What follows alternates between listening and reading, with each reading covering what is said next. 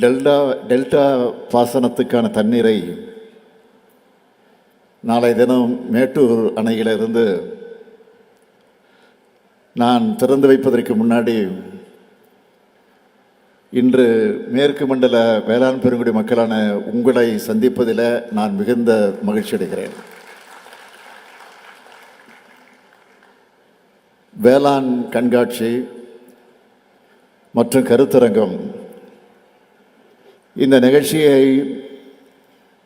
வேளாண்மை உழவர் நலத்துறை சார்பில் ஈரோட்டில் மிக சிறப்பாக ஏற்பாடு செய்திருக்கிறார்கள். அதற்காக முதல்ல என்னுடைய பாராட்டுக்களையும் வாழ்த்துக்களையும் நான் தெரிவித்துக் கொள்ள விரும்புகிறேன். இந்த பிரம்மாண்ட கண்காட்சி அரங்குகளை பார்வையிட்டப்போ என் மனசில் அளவில்லா மகிழ்ச்சி உண்டாச்சு. அதுக்காக வேளாண் பெருமக்கள் ஒவ்வொருத்தருக்கும் தனித்தனியாக என்னுடைய வணக்கத்தையும் நன்றியும் நான் தெரிவிச்சுக்க விரும்புகிறேன். விவசாயிகளால் தான் இந்த மண்ணும் மக்களும் மகிழ்ச்சியோட மனநிறைவோட உணவுப் பொருட்கள் கிடைச்சி உடல் வலிமையோடு வாழுறாங்க.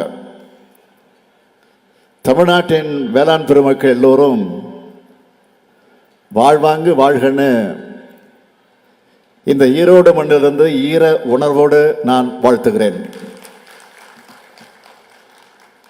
இந்த துறையை ஒரு விவசாயிக்க உரிய அக்கறையோடும் பொறுப்போடும் நடத்திட்டு வர்றார். யாரு? நம்முடைய வேங்கை மைந்தன் மாண்புமிகு அமைச்சர் எம்.ஆர்.கே. பன்னீர்செல்வம் அவர்கள்.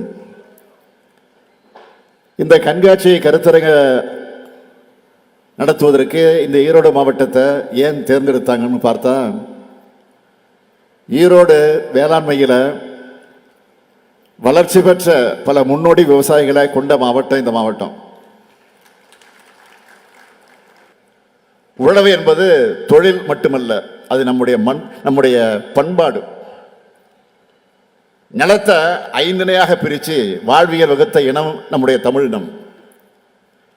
அந்த நிலத்தை எல்லா வகையிலும் நாம் பலப்படுத்தி உயர்த்தணும். பலமான நிலங்களையும் பயிர்களுக்கு நடுவே களைகள் நுழைக்கும் என்பது விவசாயிகளுடைய இருக்கக்கூடிய உங்களுக்கு நல்லா தெரியும். அப்படிப்பட்ட கலையாக தான் கடந்த அதிமுக ஆட்சி இருந்துச்சு. எல்லா வகையிலும் விவசாயிகளுக்கு துரோகம் செஞ்ச ஆட்சி அது. ஒவ்வொரு விஷயத்துக்கும் நீங்கள் எப்படியெல்லாம் போராடினீங்கன்னு கொஞ்சம் நினைச்சு பாருங்க. இன்னைக்கு அந்த நிலைமை மாறி இருக்கு. கடந்த ஆட்சியில் விவசாயிகளுடைய தற்கொலை அதிகமாச்சு.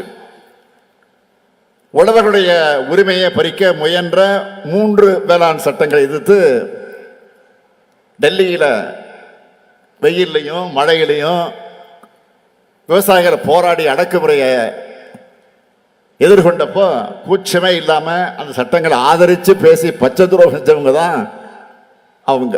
அதனால தான் நீங்கள் தோக்கடிச்சிங்க. வேளாண் பெருங்குடி மக்களான உங்களை நான் கேட்டுக்கொள்வதெல்லாம், அது போன்ற கலைகள் நாட்டிலிருந்து மொத்தமாக களையப்படணும். உழவர் பெருங்குடி மக்களான உங்களுக்கு இன்னும் பல திட்டங்கள் திராவிட மாடல் ஆட்சியில் வர இருக்கு. மீண்டும் நம்ம திராவிட மாடல் 2.0 ஆட்சிதான் அமையும். அதுக்கு உழவர்களை காக்கக்கூடிய இந்த அரசுக்கு உழவர் பெருமக்கள் அனைவரும் உற்ற துணையாக இருக்க வேண்டும் என்று உங்களை அன்போடு கேட்டு விடைபெறுகிறேன். நன்றி, வணக்கம்.